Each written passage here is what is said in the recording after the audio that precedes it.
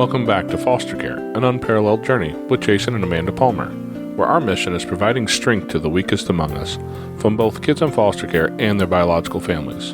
We also talk about topics that affect all children and families. It is our hope that we can inspire you to become the best bio, step, foster, adoptive, or whatever kind of mom or dad that you can be.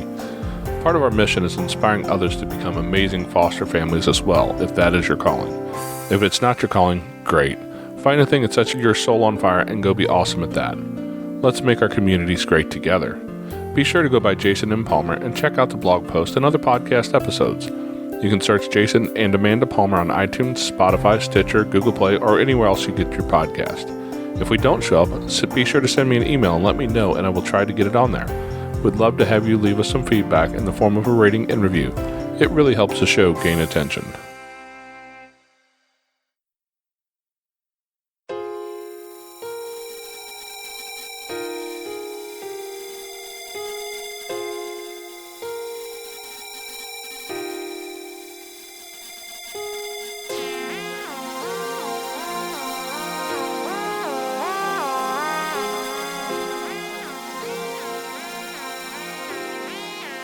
Hi, and welcome back to Foster Care, an unparalleled journey with Jason and Amanda. Today we have a special guest with her. Her name is Aubren Dudley. She works in child welfare and has a degree in speech therapy, but decided she liked social work more. Aubren started working for a special needs resource center and then switched over to an adoption resource center, which sparked her love for all things child welfare, where she still works. The other day, Amanda read me a post on Facebook and told me I needed to read it because of the way it impacted her. When I finished it, I could really feel the rawness of it and decided I needed to reach out to the author. Shortly after I sent my first message, I could see that it was kind of in the process of going viral. The story had also been featured on Good Morning America, Her View from Home, and the Post Institute. Today we're bringing you Aubren Dudley. I'm going to mess your name up. That's awesome. That's okay. It's not a common one, so I imagine you probably get a lot of different ways to pronounce that. I do. Yeah, I do. So it's totally fine. We'll roll with whatever. That was the first post that I had made, but I'm going to be co-authoring a few posts here in the future on my cousin's blog that she had started called Barren to Bless, where that original post was made. So I do plan to start writing with her on that. So hopefully we'll get more of the message out there that way. Well, good deal. And it kind of seems like you must have enough of a gift, because I've written lots of things and put it online. I've never had anything quite go viral the way that did. So congratulations to you. You have some skill there. Yeah, me either. And it wasn't even meant to go viral. It was just one of those times where you saw something and you debate, do I share this? Is this too personal? And, I just took the risk because I really am super passionate about people understanding and knowing what it's actually like to be in the trenches of having to deal with trauma in general. So I really don't hesitate to make posts like that. It's just that's the first one that's really gone viral. So typically, I'll get, a couple comments here and there, but nothing like what happened. You really did seem to kind of spark the attention of a lot of people. Can you go ahead and just tell us a story about that day with your son? Yeah, it was just a typical weekend. My husband's gone a lot for work, so I'm usually left with the kids, and all of my kids are younger. So me and the 9-year-old, during nap time, we just hang out and watch Netflix together or color or do something like that. I remember I was actually just sitting on the couch watching Netflix, and he just randomly got up and said, I'm hungry. I think I'm going to go grab something to eat. I'm like, okay. Usually he'll fix himself a PB&J or some cereal. So he went, and he wasn't coming back for a while. So I thought I better go check on him.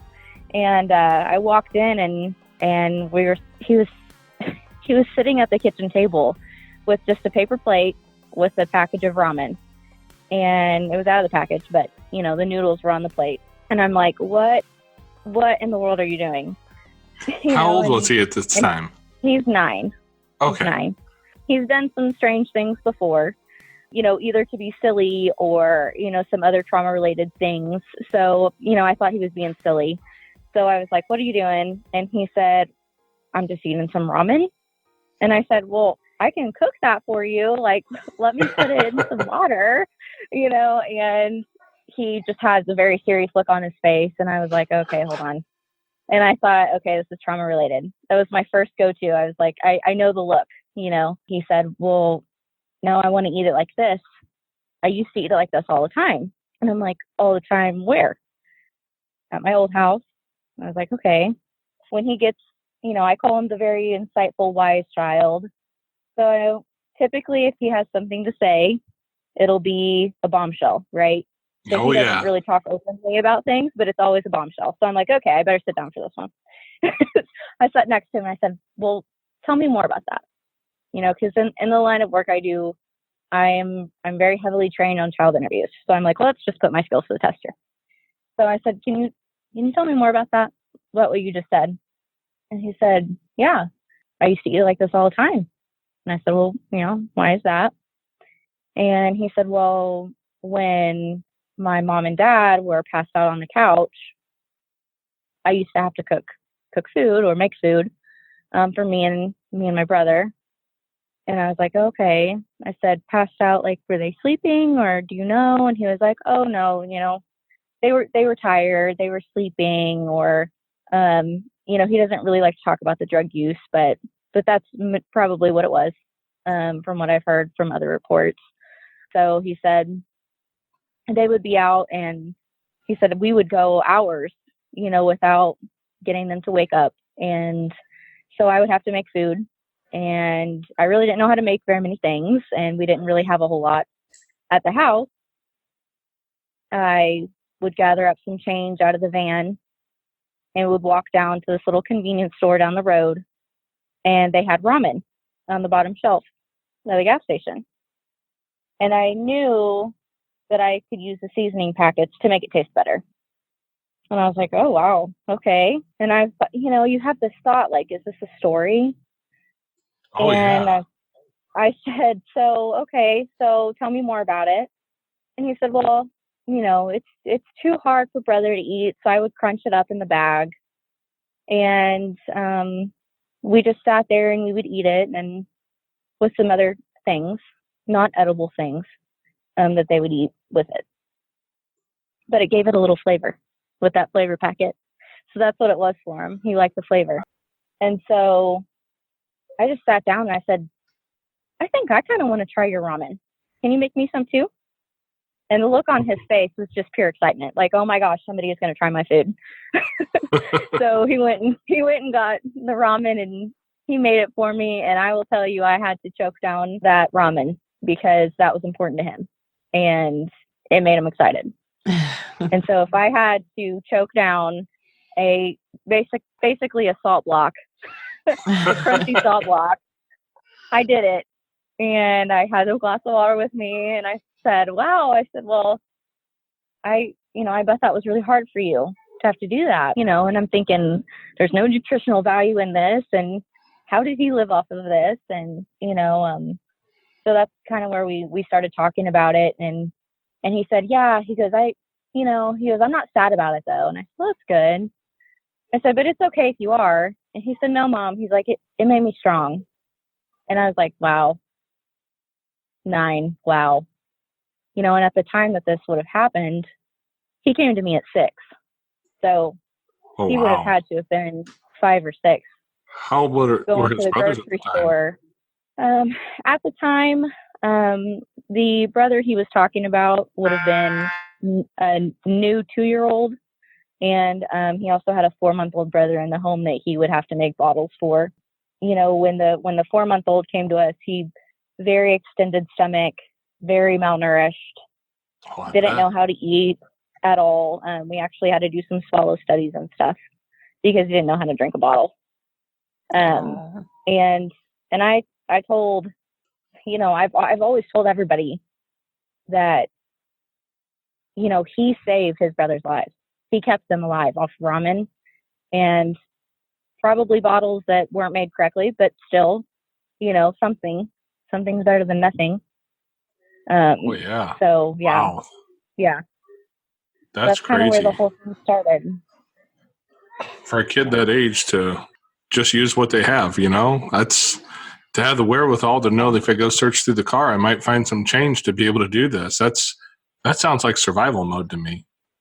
It absolutely is. And, to this day, we have a van now, and I highly considered, I was like, I don't know if I should get a van, because I always am very cautious about triggers and stuff. But he wanted the van because I had the DVDs in it. So he thought that was cool. So he approved the van. But, we're very careful about leaving change in the van because we noticed he was taking it, and I don't care. It's a penny, it's a dime, whatever. But with this story, it made sense why he takes the change out of the van. And he takes it and he puts it in a piggy bank that's in his room, and he will not let people get in his piggy bank. And I think this is why. And so many questions were answered for me that day when he told this story. So it's really opened up our understanding of him and his, kind of quirks, as I like to call him, a lot more. Yeah, that piggy bank, that's like his security blanket.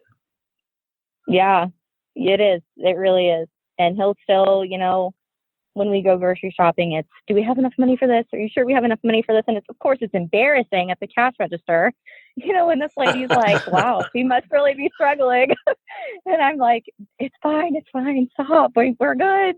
Right. But to think, he's been in our home for almost 3 years, and he still worries about that every time he goes to the store. Are we going to have enough money for that? It's amazing how the past really shapes us. Yeah. That's something else. He's an awesome kid. He is. He's so insightful and he's so smart. And survival mode was definitely him. He's getting a lot better about that. He's feeling more comfortable and safe with all of that. And the adoption really helped him. He wasn't upset about the adoption at all. I know some kids have different feelings towards it. He was wanted us to be open and honest with him from the beginning. I've never hid anything from him, told him everything that was going on in the case, age appropriate, of course. I think that built trust, between him and I a lot. And so he'll open up to things about things to me more so than he will other people. So anytime he tells me something, I'm like, thank you so much for sharing that with me, and I make sure to thank him and say, this is your story, and I'm so happy to be a part of it now. And how can I help you with this? Actually, after we ate the crunchy ramen, I said, would you like to go and boil some water with me and make ramen for your brothers? And he was like, yeah, absolutely. Yeah, that'd be awesome. And, it's that sense of, let's do this and do it in a way where maybe it can be something new, a different memory about ramen for you. Right. We don't always have to eat crunchy ramen. So nothing wrong with it, though. If he wants to eat it, that's fine. But, I just wanted to be able to show him that he can do something else with it. And, it's a little cooking lesson in the meantime. So there you it go. works for multiple reasons. So, yeah. Well, after we had kind of communicated the other day back and forth on email and text and whatnot, it's clear to me that you're obviously passionate about the after effects of trauma, especially on kids. What are a few things you've learned that you could maybe help the listeners, to deal with the trauma that inevitably affects us all? I think that the biggest thing that people don't realize is when we say the word trauma, your mind automatically goes to that child that's beaten, or the child that's sexually abused, or, go to the worst thing in your head. And that's what people think is trauma. When in reality, trauma is going through a divorce. Trauma is, maybe losing someone in your family that was really close to you. Maybe it's a breakup. Maybe, anything that you go through that really just hurts you and that can change the way that you mentally view things and process things. That's trauma. I know that we're talking about here a child that's been in foster care and all of that. And definitely every single child who enters in foster care, whether they're placed in a relative home or whatever, is experiencing trauma. But other people around us are experiencing trauma too. And my whole outlook on life is to treat everyone as an equal. And I know that sounds very cliche, but you just never know what someone else is going through and what other people are having to experience. And you can learn something from anyone, even that, biological parent that is just not getting it right, not getting it. You can still learn something from them. I'm reminded of the Dale Carnegie quote that I view every man as my superior in that I can learn something from everyone. And it sounds like you really embody that. Yeah, I really do. And I've had to work with their mom now for almost 3 years. I still have some stuff going on with her. I'm still learning things from her. And one of the biggest takeaways I've had is not what the kids have said, but just her, listening to her, watching her, seeing how she operates. She is also a product of trauma herself. That shows me that if we as a society don't help the people that are already vulnerable, then what good are we doing? We're just creating more issues, if you want to call it that, by not helping them, by thinking that we're better than them, by not offering them services or resources or little things that we can, we're setting them up to fail. And yes, they have to make decisions to better themselves too. And they have to pull their weight. And of course, I don't minimize that at all. But, for them, for this family in particular, what would have been helpful is someone saying, hey, I know that you're going through a really hard time with that relationship. Can I watch the kids for you for a little bit? Or, hey, your kids came and asked me for food yesterday. Do you want me to make you a couple freezer meals? Hey, you have, a hard time getting your house clean. Is there somebody that I can call that maybe would come over and help you? Or can I watch the kids while you do that? Little things that don't cost anything would have prevented my children from being my children. And I love them. I'm so happy that they're here and that this is permanent and that will never, ever, ever change. But with that was also, with our new family came a broken family. Absolutely. And you grieve that loss too. I have found as an adopted mother, I grieve the loss for my children's mother. It's, yes, we created a family, but another family was lost. And it's really sad.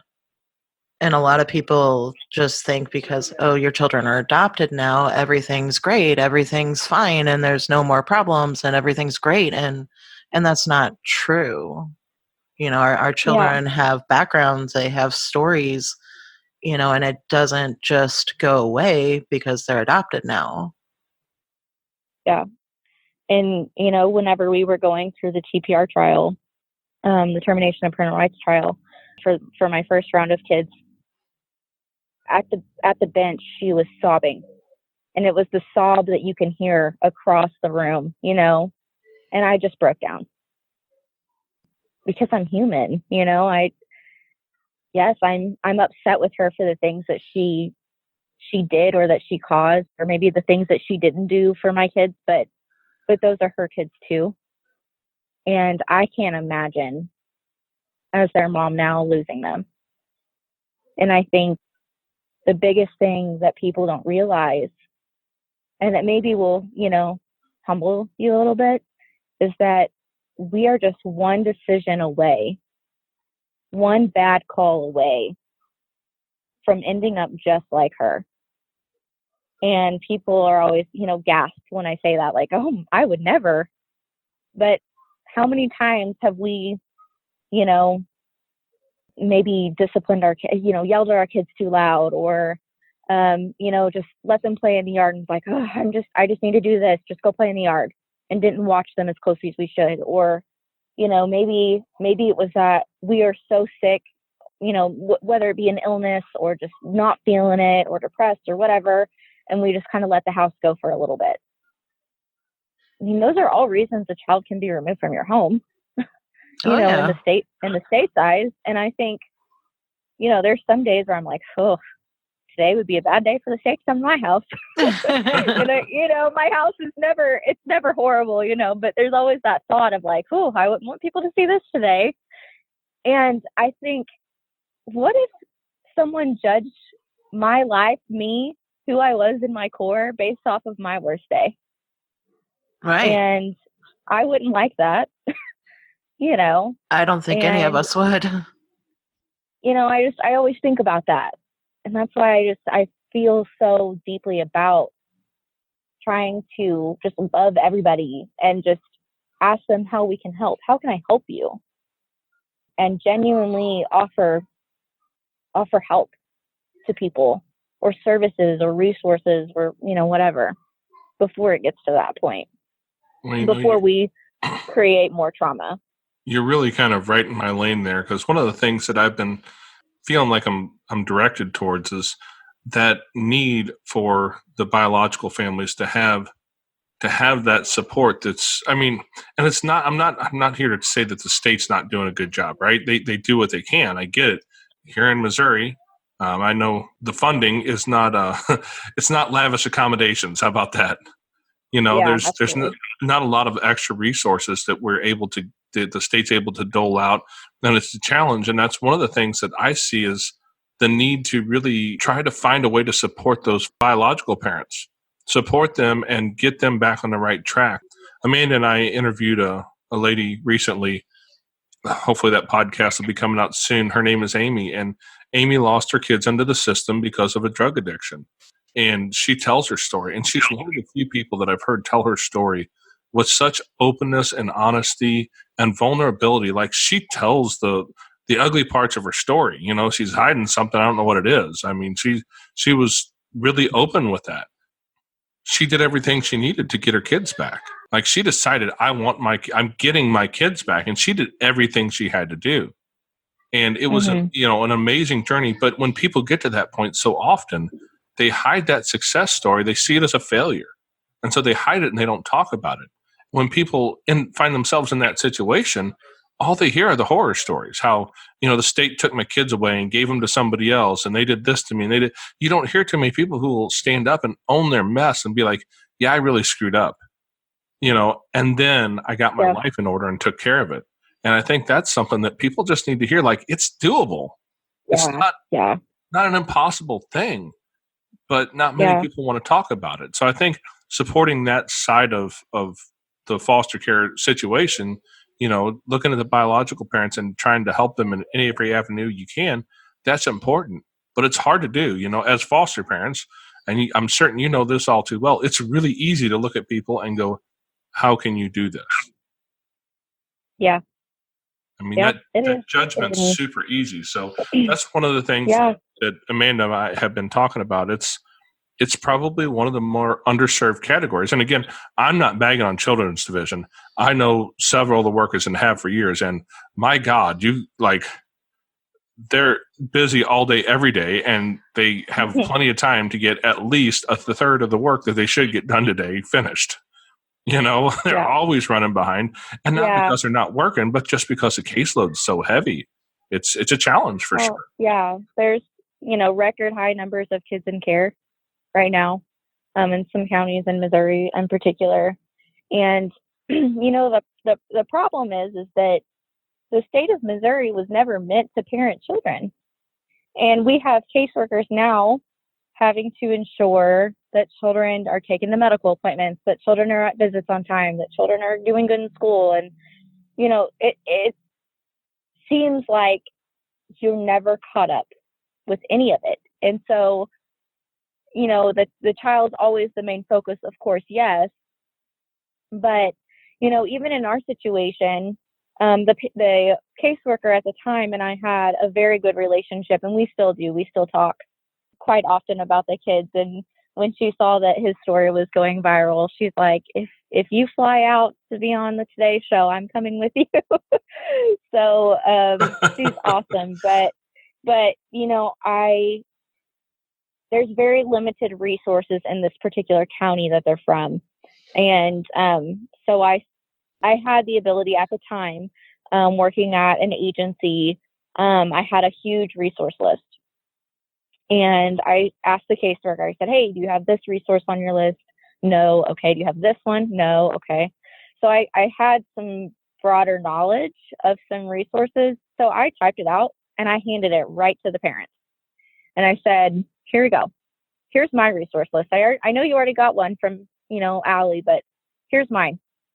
And at the time they thanked me, and I just, how many times do people do that for parents? Like I hear a lot of times like, oh yes, my goal was changed to adoption, sweet, it's almost over. Or, Yeah. Oh, look, they failed another drug test, just like I knew they would, and that's fine. Foster parents are allowed to feel emotions. They're allowed to feel human. I have done that myself.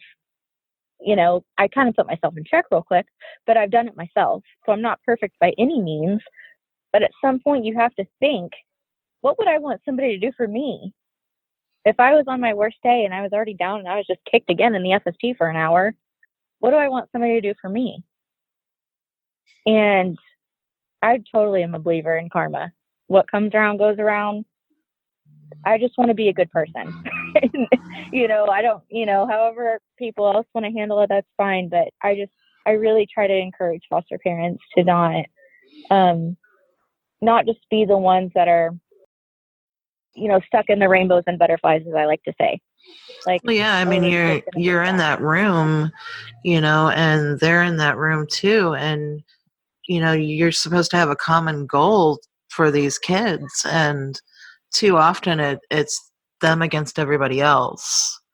And if you can kind of have some sort of a bond, you guys can work together for the greater good of the kids. And I mean, that's really what it's about, and to be able to have some sort of icebreaker, of resources or something like that. So they're not seeing you as the bad guy, because too often or not, foster parents are also seen as the bad guy. You have my kids. Yeah, absolutely. So if you can do something that kind of puts you more on an even keel, to be like, hey, I want to help. How can I help you? Then you can forge a bond in a relationship that way. Mhm. As far as the caseworkers go, I completely agree with you.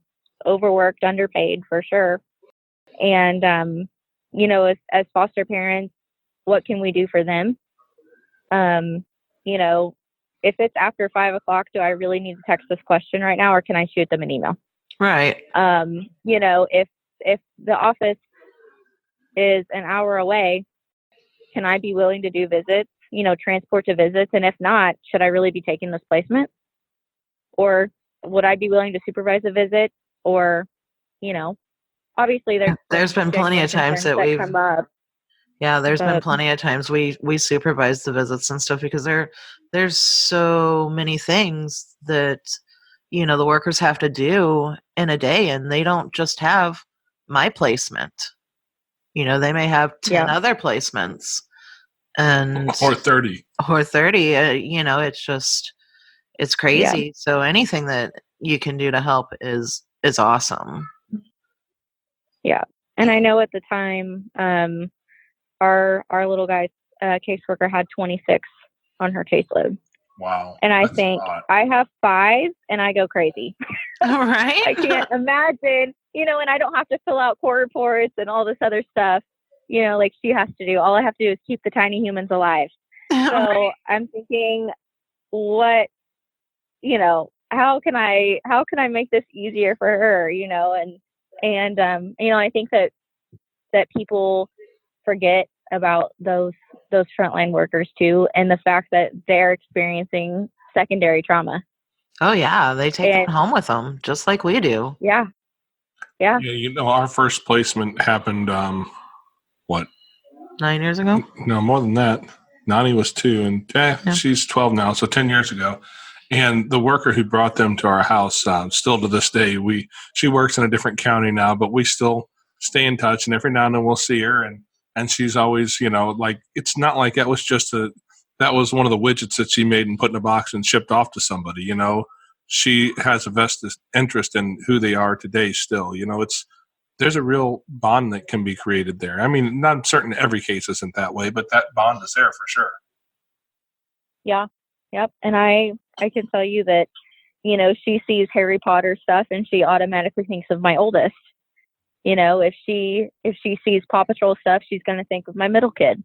That's just, she gets to know them too. And so, that's been important for my kids too, to, they always say, well, if I get nervous or if I get scared, I'm going to call Miss Allie. And she has been so great at, they added her on like Messenger Kids or whatever, so she can message them and they can send her little cards and stuff. And they like to FaceTime sometimes. And that's really sweet and means a lot to them. And it means a lot to us too, that they don't feel like they were just a number on a caseload. Yeah, that's so awesome. That's been really helpful for us. And I wish that more workers were like that. That's great, creating more attachment for your kids. This whole story, like, your son's old enough, I'm certain that he kind of realizes to a pretty large extent what's going on. I mean, when it gets picked up on a major news show like Good Morning America, how has this whole thing affected your son? Well, he's not allowed to have a phone or social media.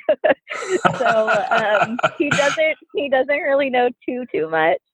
But I did show him the original post, and we were keeping up on the shares and the likes, and he thought that was the coolest thing ever. He's very into YouTube. So he understood how many, shares and comments and stuff like that. And he asked us how much we're getting in royalties. So I had to finally tell him he was getting nothing. Oh, man. I know. So, but he thought it was so cool. And I asked him, somebody had made a comment, there's always a few bad comments in every good story, right? But oh yeah, somebody had made a comment, how dare you share his story without telling him? And I'm like, hey, listen, I did tell him. And he thought it was so cool.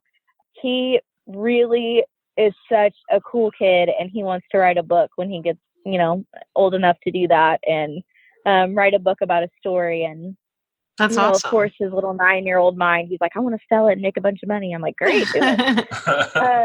Yeah, how to cook ramen. Yeah. So he's really cool, and now he calls. He told his dad the other day. His dad had a little nickname for him. He always has, and he gets real mad about it. And he's like, well, now my new nickname is Noodle Boy. And we thought, oh my God. I thought, there's no way I'm calling you Noodle Boy. But he thinks it's cool and he loves it. And he really wants people to know. I told him about Good Morning America and everything, and I've shown him all the stories, and he's not really interested in reading them. He just likes to see his picture. It's a blurry picture, but he still knows it's him. That's what matters. And yeah, so he likes that. But he said to me, I thought this was so profound. He said, I just want people to know that siblings need to stay together. He said, that's the biggest thing that I want people to know. And I'm like, wow, okay. Well, I will let them know, bud. Absolutely. And, the whole reason he came to our house, which was an hour and a half away from home, so not a close placement at all. They had searched the circuit, from what I understand. They had searched, and everybody wanted the two little boys, the 2-year-old and the 4-month-old. Those are easy placements, right? Can't backtalk you at that age. Yeah. But nobody wanted him because he was 6, and they considered him an older youth. And they posted him on Facebook in a private Facebook group for local foster parents.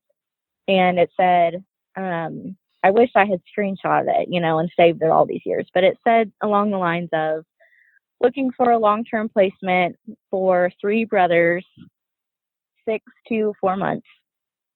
This will be a long-term placement, need placement immediately. I thought, okay, well, like, those are pretty fun ages, going through a different stage of life with those 3. And so that would be fun, new little adventures for all of them. And we had the room, we have a pretty small house, but we had enough space, and So I reached out to the caseworker, and she called me, and she said, nobody will take him.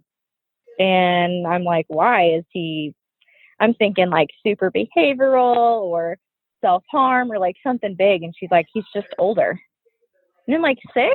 Right. Really? 6 is not old. That's older? And I said, what's going to happen to him if nobody takes him? She's like, well, we could look at residential. Yep. Like, wow. All right. No. I was like, no. Do not take him to residential. Do not break them up. I'm coming to get them. When do you want me to get them? My husband wasn't even home. He was gone on military duty. I've been there and done that one. For 2 weeks. And so he had just left. Just left. I called him and I said, hey, I'm going to go pick up 3 boys. And this was our very first placement ever. And he said, are you crazy? I'm like, yes. I said, that totally. sounds like a dad answer. I'm just going to say that out loud. But I'm like, there is no way I'm letting this 6-year-old go to residential. So I'm going to pick him up. And he's like, cool, let's do it. And unfortunately, that happens so often. Yes. We had a young man that if we hadn't have taken him, he was going to Boys Town because there was just no other place. And he didn't deserve to go to Boys Town. He deserved a family. But there's just not enough homes. I think back to when I went and got him, he was kind of standoffish, a little, how little 6-year-olds think that they're like 12, and he had that attitude, I'm not going with you, and all this stuff. Who are you? You're a stranger. I'm not going with you. I said, you better get in that car right now because we're going to go get some pizza. And he said, well, I'm allergic to cheese. And I was like, well, okay, I guess we got to go get something else. And he wasn't allergic to cheese. He was just pulling my leg. But, right. I'm thinking, even through that, I'm like, what if he would have went to this, residential or group home or whatever? Think of all the things he would have been exposed to that he wouldn't have been exposed to. There's violence there often. Unfortunately, taboo, I know, but sexual assault, right? Bullying. Just a slew of things that he would have learned. And, what are the chances of getting out of residential once you're in it? Really? If you want to be honest about it, it's very slim. How often do you see those kids, stabilized in a traditional setting? You don't. Yeah, it's kind of a extended version of Lord of the Flies sometimes. Yeah, and I think now I look back on that and I'm like, he's such a cool kid. He's so smart. He's so awesome. What would have happened? I really encourage people. I've done a lot of foster parent trainings in my line of work, and I always make sure to tell people one of my favorite classes to teach is the importance of sibling placement. Obviously, I'm very passionate about it, and it's very close to my heart.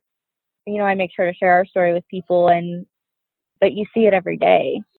Siblings need to stay together, even if it's a little outside of your age range. Just think about it, and not every kid can change. And I wrote that in the original post. Every kid can change, and why I say that was because when we first brought him home, he goes through the little honeymoon phase. After that, he was testing hardcore. I hate you. You're not my mom. I don't love you. Don't kiss me. Don't hug me. Don't touch me. I'm not eating that. All of those things. And it would have been so easy for me to just give up and say, fine, you don't want me? Okay, I don't want you either. What made the difference for him, by no means am I saying I'm heroic or anything, but I didn't give up on him like everybody else had. And what if you could be that person for that kid that doesn't give up on them? Are you familiar with Josh Shipp? Oh, yes, the TED Talk. Yeah. I love his line, every kid is one human being away from what is it? Every human is one caring person away from being a success story. Yeah, that's what it is. Yeah, one caring adult away from being a success story. And it's just so true. I have 2 friends of mine that one of them I met just because he lived across the street. The other one I met because my dad met him professionally as a police officer. And his mom called the police one day and said, come deal with this boy before I abuse him. And my dad went over there and made a connection with him and said, "Oh, hey, you like to go hunting and go fishing? We do that." Where he came from was a pretty rough spot. Like, his mom was a great person. His dad had some issues, and that had put him in a rough spot as a young boy. He was probably about 9 or 10, I guess, when I met him. He went from a kid who was, well, when he was about 18, his elementary school teachers remembered him. He left that much of an impact on them. Mm-hmm. He eventually ended up as a police officer himself for a couple of years. But I mean, right now today, he's married. He has a couple kids. He has, just a good life, a good relationship, and he's a good man. My other buddy, he kind of got off the beaten path. His parents moved out of state and they were divorced, and he moved out at a young age and ended up running the streets and selling drugs and running with the gang and doing all that sort of stuff. And today he's a super successful guy, right? And you look at those two situations, and you know that each one of them are married. They both have what, two? Yeah, Two Steve kids has two between kids, and Josh has Josh the has third. three. So there's 5 other lives plus wives. There's think of how many lives were affected and how that will make a generational change, and the legacy Right. will be left because one guy decided, hey, I'm going to put a little bit of attention to these kids. Kind of give them a Yeah. little bit of mentorship, and that was the difference. And it's changed the legacy for probably at least 2 or 3 generations of a family. Yeah. I love the Empower to Connect conference. I don't know if it comes up in your area, but it comes to the Springfield area every year in April. One thing that they said this past conference was we look at our kids when they're babies, right? And you hold them and you coddle them and you look at their face and it's okay, I'm right here. It's okay, I'm right here when they're upset. And you have to look at someone who has dealt with substantial trauma as if they're a baby in your arms. Not degrading or anything. Sometimes their mind is there on survival mode, just like a baby's. When these kids that are labeled as behavioral or that are in residential, or if we're even talking about bio parents in an FST meeting who are just so fuming mad, we need to be able to stop and remember they are this baby in my arms that I need to say, it's okay. I'm here. How can we get down together? And that stood out to me and really changed the way that I handle my own children. But it also changed the way that I look at their mom. She's living on survival too. And I think that a lot of people are that maybe we wouldn't realize they are. And if we took a minute to learn their stories or to understand or to ask why, then we might be able to recognize those situations a little bit easier and be able to help. Yeah, most definitely. I mean, if more people showed a little bit of grace and mercy, we could do really great things. Well, you say that, and one of the local officers I know around here, our first foster case that turned into an adoption case, this officer told me a story. He's been around for a while, and he remembers when he was dealing with their mom who was in care because her mom was kind of doing the same things. It can be such a generational thing, and if you can break that generational curse, that generational problem, and change it and allow that family to continue, I mean, wow, that's a powerful thing you can do. Yeah, absolutely. I was going to ask you, what the thing that sets your soul on fire is, but I think I think we have found that. Yeah. It's definitely. I'll quote them and say the older youth. The people that I think are easier to give up on. I've got one girl I'm working with right now at work, and she just needs that one adult. And she called me today and she was real funny. I'm taking her out for lunch tomorrow. And she said, "Are you really going to take me to lunch tomorrow?" I said, "Yeah, of course. I told you I would." She said, "Well, no one's ever took me out before." since I've been here. And she's talking about residential. And I'm like, oh, okay, why? You know, like, well, I mean, why? She's like, I don't know. I guess they forget about me. And I'm like, wow. Yeah. Well, I'm like, you're not forgotten about. You know, I think about you every night before I go to bed. And you're not even mine, you know? Like, I have 5 other kids that I'll add you on too. You know, I'm like, don't be going too crazy, Aubren. Okay, we're full. I make it a point to go and see her on Christmas Eve because I know no one else will. And just little things that you can do to make people feel your actual genuine care towards them. And how many of those people have not gotten that before? And how much of an impact would you make if they felt like they did have someone that cared? You know, I think so often parents get wrapped up in, well, no one cares about me anyway. Well, no one thinks I can succeed anyway. And it's that depression, that denial, that loss, because they're going through a loss. They're grieving a loss. And how easy is it to slump into this depression where you don't feel like doing anything anymore because no one really believes in you?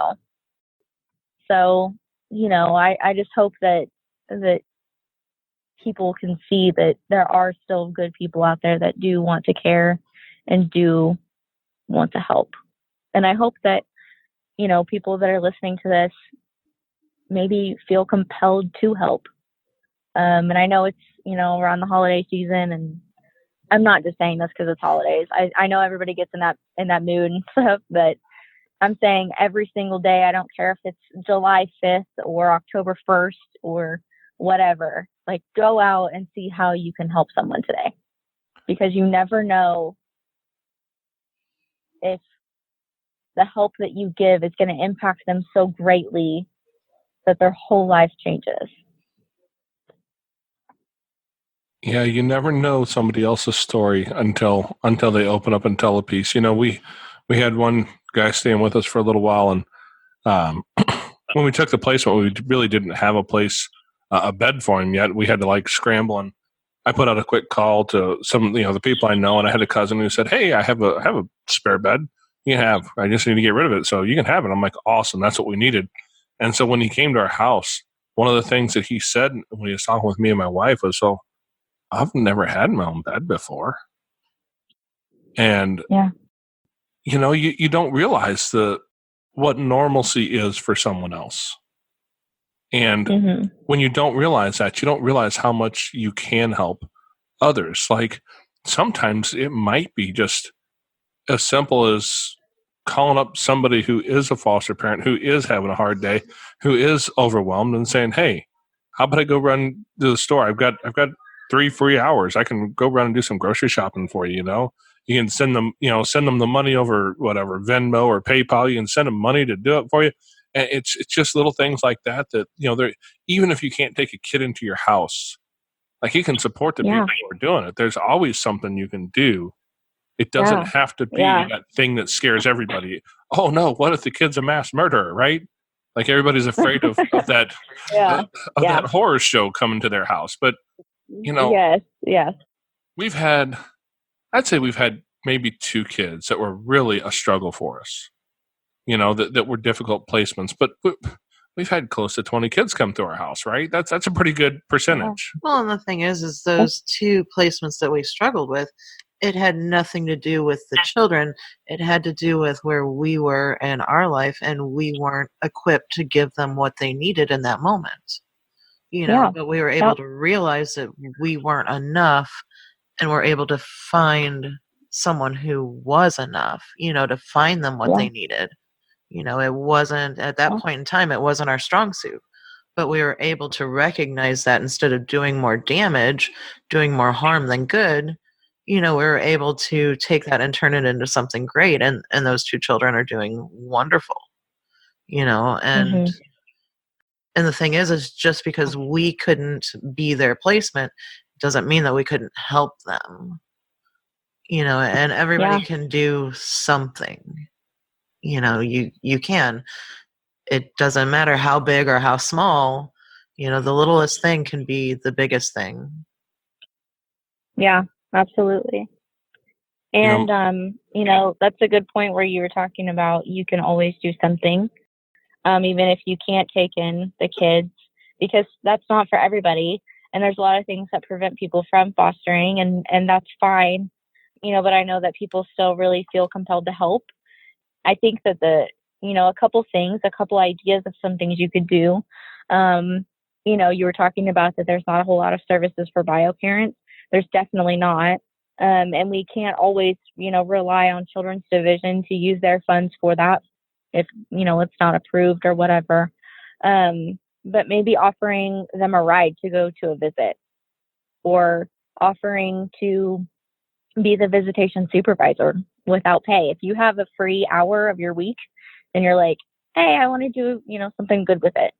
You could become a parent aide and get paid to supervise those visitations. If you felt compelled to do that, of course, requires a little bit more work on your part, but you can do that. Take them to their NA or AA, or drop them off at their inpatient class or the inpatient facility that they have to go to, or something like that. But for the foster parents, I think some of the things that would have made it, I'll say, easier for me to foster, because it's not easy by any means, but something that would have helped a little bit with 5 right now. I work full time. My husband works full time. It would be super nice for us to have a date night. We haven't gone on a date night in 3 years. I feel you there.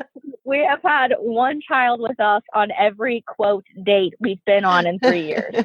And I can tell you it's typically the same kid because he's the troublemaker, right?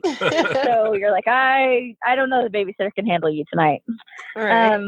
I have some pictures from a date night we had a while back.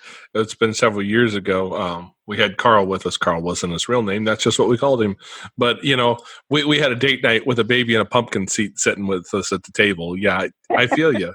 Yeah, little stuff like that. Or a big thing, there's no shame in my game. I used to go to therapy after I fostered, not before, but after. And I thought in my head was, well, I'm going to have to do evenings because I work full time, but man, the daycare closes. I don't have anybody to watch my kids. Well, I go to therapy for myself.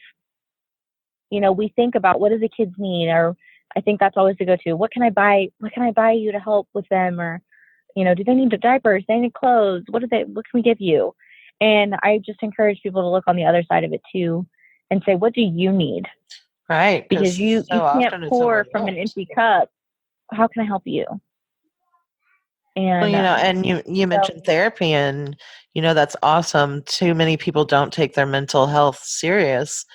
And when you are a foster parent and you're doing this, you're in it with these kids, and their trauma is your trauma. And, you have to make sure that you're taking care of yourself too, so that you can be the best for them.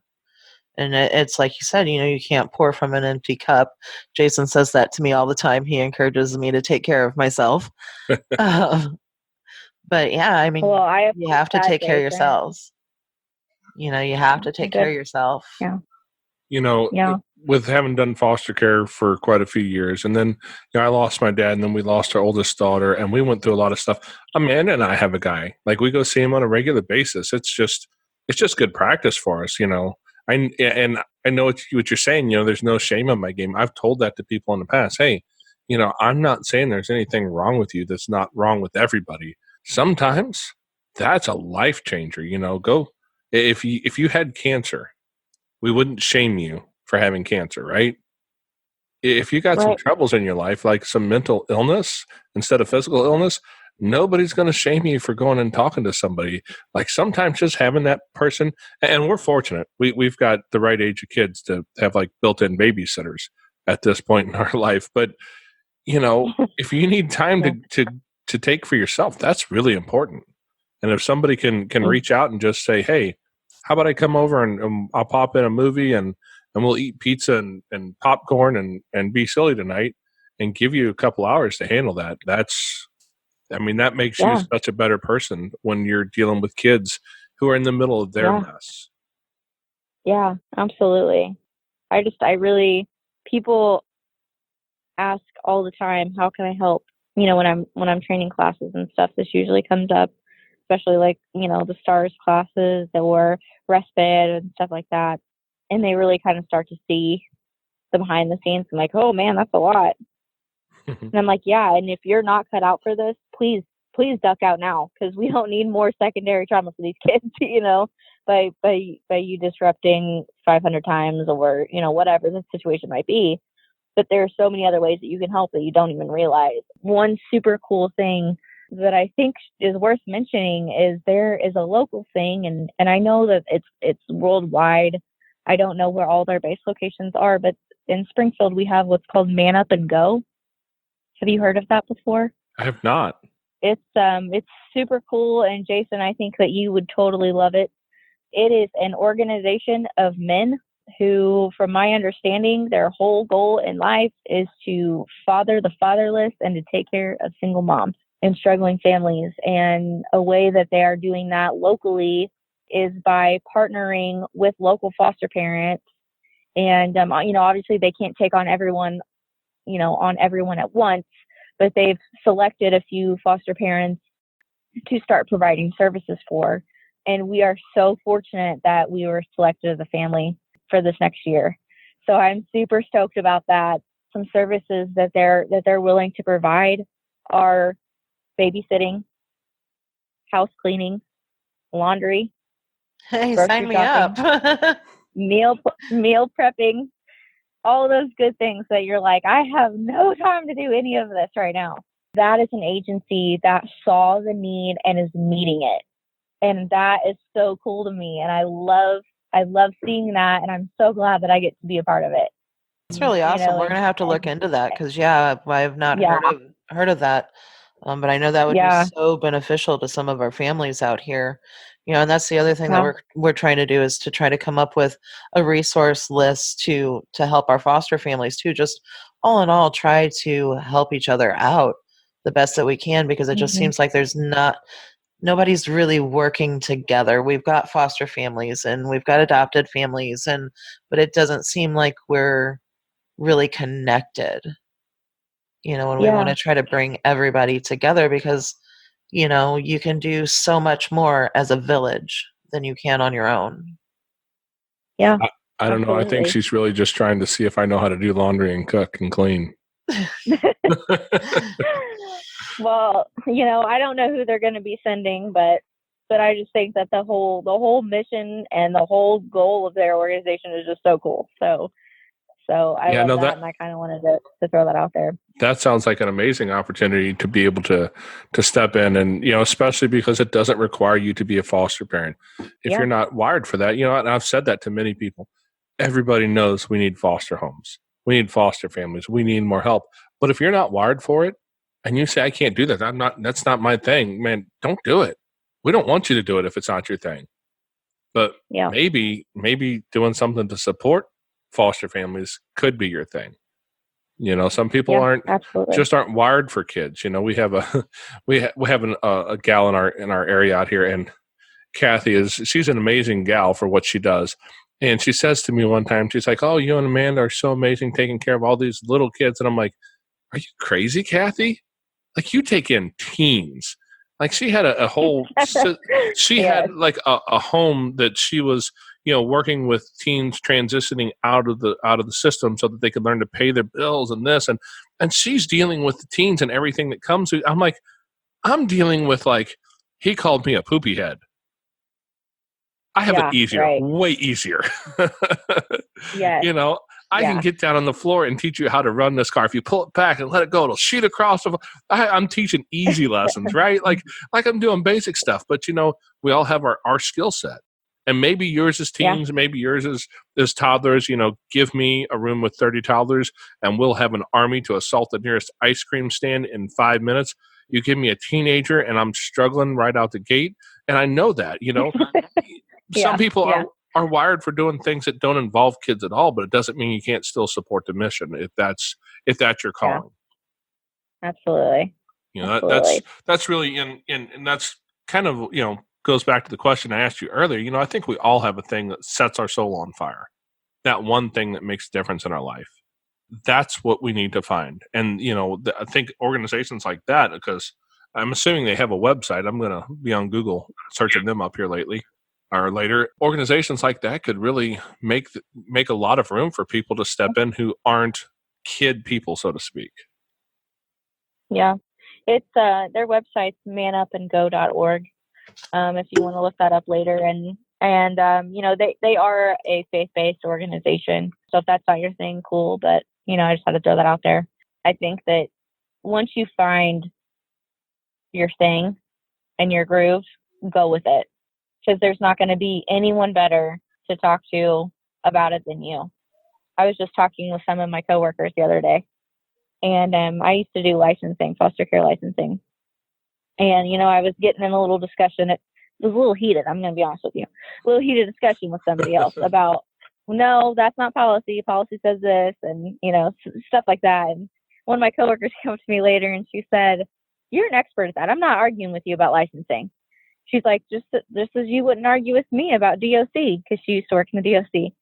And she said, I can tell you're passionate about that. And she said, keep doing it. Keep talking about it. Because I think too often people are scared to speak up or scared to talk about the topics that nobody else wants to talk about.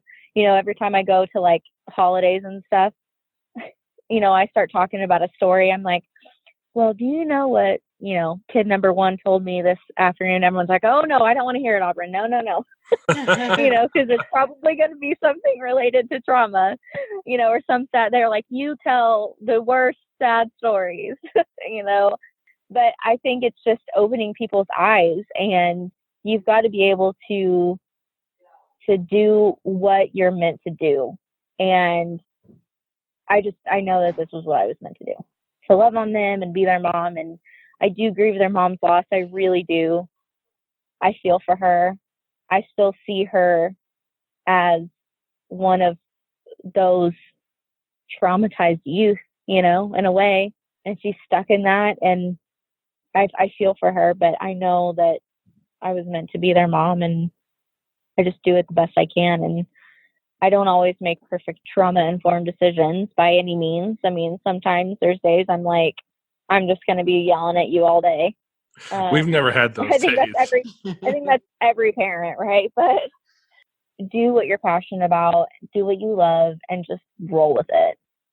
And so many things will just surprise you about yourself, even. I think. If you would have told me 3 years ago that I would have had 5 kids right now, I'd say, no, you're lying. There's no way. I wanted like 1 kid max, maybe. Like, that's really pushing it. So, now looking back, and my husband and I were talking the other day, and he was like, did you ever think when we got married we'd have 5 kids? And I'm like, no way. We roll with it and we love it, and we want to just make a difference. And if that's in one person's life, great. If that's in lots of people's life, great. Do what sets your soul on fire. I like that. There's a quote, I believe it's Henry David Thoreau. I'm just full of them tonight, I guess. But he said something along the lines of, most men live a life of quiet desperation and will go to their grave with their song yet unsung. And I think that's so true for most people. And, you sound like somebody who's found that soul fire, that thing that sparks you alive. And I think when we can find that, the ability to change the world for all of history is just, it's unleashed. Like there's no real limits on it, on what you can do. Yeah. As long as I can control it, as much control as I think that I have, I hope that by making a difference in my kids' life and just stopping and listening to them and understanding them and helping them through the things that they're still struggling with, because like you said earlier, trauma doesn't get erased. Trauma doesn't go away just because you're adopted. My one hope and goal is that one day they can have successful families that do not have to continue this generational curse of trauma. That's my one hope for them. I will do everything in my power to make sure that doesn't happen. Well, yeah, I mean, to break that cycle, to be able to have a hand in that, for me personally, is something that's very, very powerful. From where I come from, I came from a lot of trauma growing up. And so to be able to break the curse and to break the cycle is very important to me. And, and so if I can help my children do that so that they can become successful and have their children and so on and so forth, I'm right along there with you. It's very important. So I do want to say, though, kudos to you, Mama. You knocked it out of the park. You recognized a need with your child, and you sat down and you guys made memories and you had success. And we don't always recognize those moments. And I think just slowing down and being more aware. God only knows how many people saw your story show up on Good Morning America, right? Like we don't know how many people actually saw that, or how many places the post was shared around online. And that moment of openness and vulnerability, it will impact lives that you'll never hear about. Yeah. That's the power of just having that moment where you saw something, like you were there, you were in the moment, you didn't have your phone stuck in your face. You weren't busy worrying about 27 other things, and able to be present in that moment and really capitalize on that moment for something that can be not only beneficial for your son, but for probably millions of people. Yeah, I think last time I had talked to my cousin, who was able to kind of see the logistics and stuff behind her blog page, said that it had 19 million views on it. And that was a few days ago. So I'm sure there's more now. On the original post, if you look back through the thousands of comments, on Facebook now you can search like most relevant, so that's helpful. There was this one girl in particular who stood out to me that said something along the lines of, I was him. That was me. Nobody to this day cares about me like you care about him, and I wish I had somebody like that. There were hundreds of comments replying to her saying, I care about you. I will listen to you. You are important. Your story is important. I'm praying for you. Wow. And I'm like, well, wow, like, oh my gosh, and think about how, I know how awesome her day was because she sent me a message about it later. But she was like, this is so cool. I've never had so many people say so many nice things to me. I thought, this is what it's all about, guys. Like, just reaching out. That was free for you to leave a Facebook comment. It's free, and a nice one at that. A nice Facebook comment. Right. And I'm like, don't always get those. Yeah. So I was like, that's what it's all about. That is, yes, that was awesome to watch it. And you can read the comments, and they're just so encouraging and hopeful and just so nice to her. And that was awesome. So not only that, but people were, commenting and saying, I was a foster kid too. And this helped me see that not all foster parents are bad. And, some were saying, I lost my kids through the system. I'm so glad they have a parent like you now, and other stuff. And it was just really great to see that people were taking something away from it. There was only, of the thousands of comments I read, which I know you should never read comments about yourself, right? But I was just curious. And I always will be. But of the thousands of comments that I read that day, the day where it really started hitting everywhere, there were only 3 negative comments. And they weren't really even that negative. They were more of concern for if I was respecting my son's privacy, which, they could have said it a little nicer, but, whatever. I guess they were still showing care for him. But, how awesome was it that over 19 million people saw a good story and got a little bit of education out of it too. Always hear the bad stories about foster care. The media only shares, foster parent was found beating their foster child. Right. It's all negative. Whatever. And, you never see the good stuff. I think that I would encourage people to share more. Of course, always respect your children's privacy and, and everything, get the permission and everything like that. But if you have a child like mine who wants his story to be known and will gladly let you tell most people anything, then share it. Quite frankly, I'm pretty open. I don't mind being a little taboo every once in a while. So I'm like, I'll throw you a little curveball every now and then. And I do it because I want people to realize that this is real. Like, this kid that you're commenting on and commenting about came out of your backyard. Like, he's local here in Missouri, and you guys didn't know that when you first contacted me. You had no idea that we were only a few hours away from you. I've received messages and stuff from people, and they're saying, oh, I'm from his county that he came from. They knew the caseworker or have seen me in a local foster parent group before, or through work have seen me train and stuff like that. So, I'm pretty familiar with a lot of the foster families in our area, and they're like, I never knew that about him, or I didn't know that he was from here. And it always shocks them. And I'm like, guys, like, if you heard half the things that he has said to me, it's, newsworthy. I mean, that's the thing. These are our kids. These are our children, and they're everywhere. It doesn't matter what county, what state, our children are out there, and we need to listen to them, because they have powerful stories to tell. And, when you can tell those stories, and especially when it's like this, and, it's positive, it's great for your son, because his story, part of his story, who he is out there, and people are responding, and they're responding in a good way and positive, and hopefully that makes him feel good, because too often our children don't feel good. Or they feel shame in their story. Right. They don't want to say who they are, where they came from, and they want to hide it. Yeah. And so I just, like I said, I read the post, and I immediately shared it, and I came in and I talked to Jason, and I'm like, you just have to read this. It grabbed hold of me, and it was just like, we need this.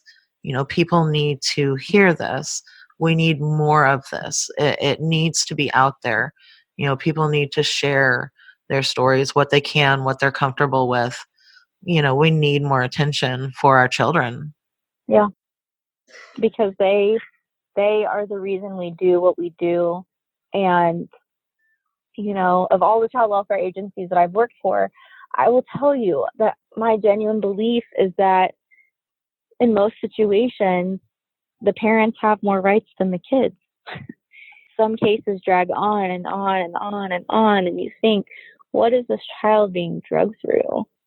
And yes, we can say, as a state, that children's welfare, well-being is our number one priority. And I just encourage people to really think, is it? How can I make that better? How can I make her Christmas better? Is it by going to visit her for an hour tomorrow to take her to IHOP? Absolutely. She was thrilled. I have time, Right. And, she'll probably think back on that. And I hope she does anyway. And, I plan on taking her to get her nails done next month for her birthday. And what's $40 here and there? Right. It's little acts of kindness. Yeah. It doesn't take much. Yeah. So. Yeah. Yeah, I think that Josh Shipp quote really just kind of sums it all up. Every kid is one caring adult away from a success story. That caring adult may just be getting fingernails done or something, or taking a kid to see a movie, or it may be something that simple. You just never know. The people's stories are well hidden. You don't always know the people who you're looking at, even the young people you're looking at, who've tasted the metal of a gun barrel in the past and just hadn't gotten quite there yet. That's real stuff. And it's a place where a lot of kids end up going to. It's who end up looking at that suicidal route, or who end up in a lot of mental health issues and just don't have, well, like the young lady who responded to your post who said, that was me, and nobody ever cared. It's not that difficult to be the person who cares. Yeah, absolutely. It's free. Kindness is free. You might have to muster up, if you're having a rough day yourself, you might have to go, okay, hold on, let me put myself on hold for a minute. But you probably end up feeling better about yourself too. Might make you feel better too. You're 100% right. I've learned that in my life, that sometimes when I feel like I'm having a bad day, the best thing I can do is something for someone else. because that gets me out of my own silly funk, my own silly whatever it is I'm in my head.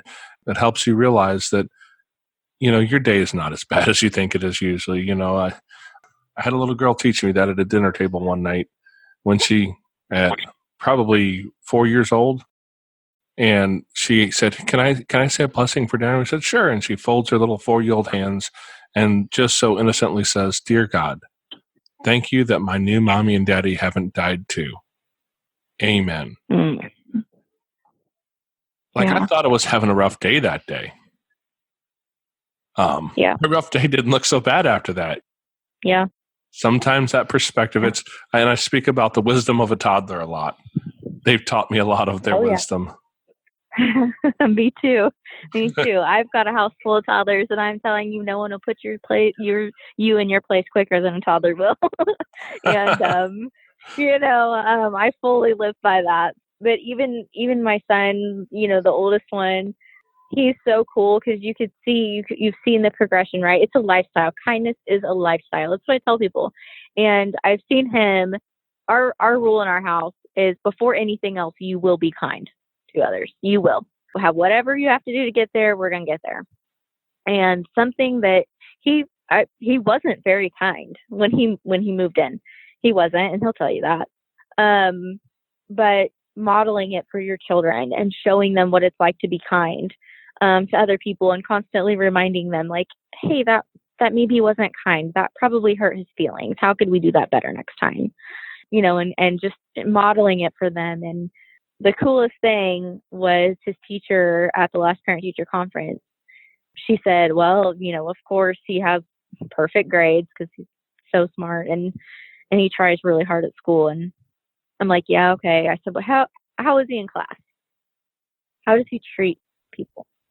And she said, well, she's like, I had written something down to tell you that there was somebody new that had moved to the school, and they were really scared and they were crying at lunch and were sitting kind of alone. And he got up and went and sat by them all lunch and invited them over to his table.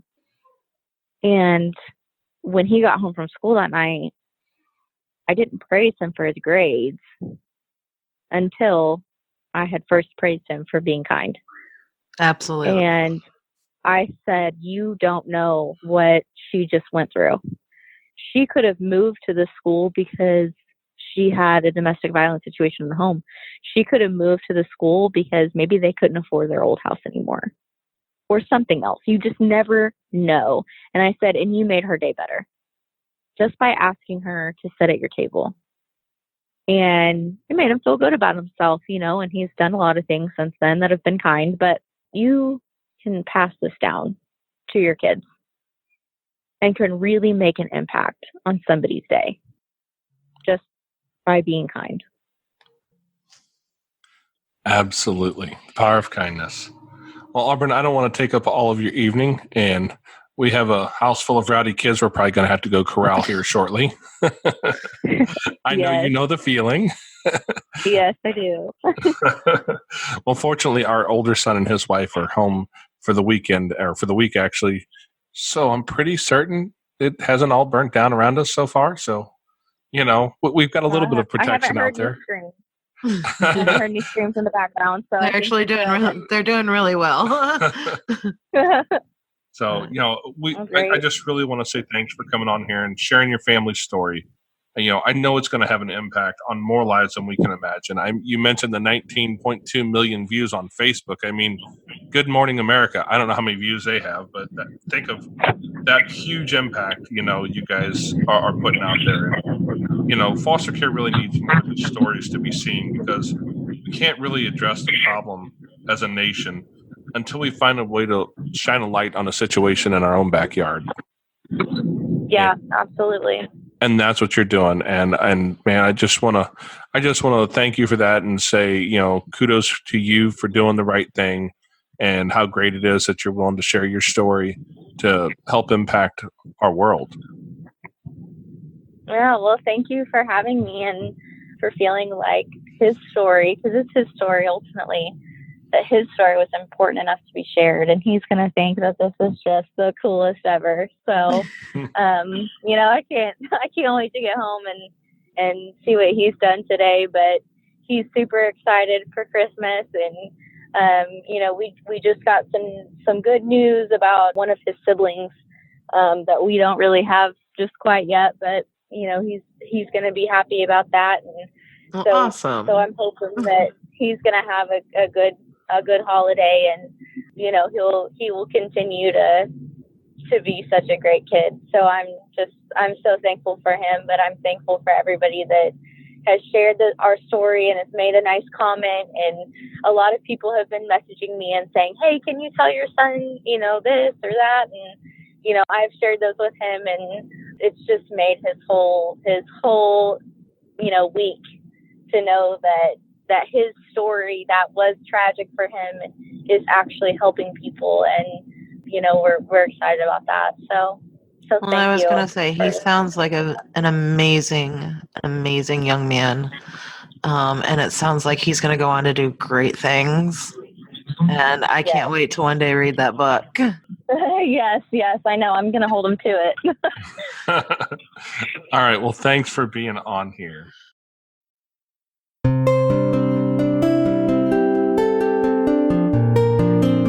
Thanks to everyone for listening all the way through.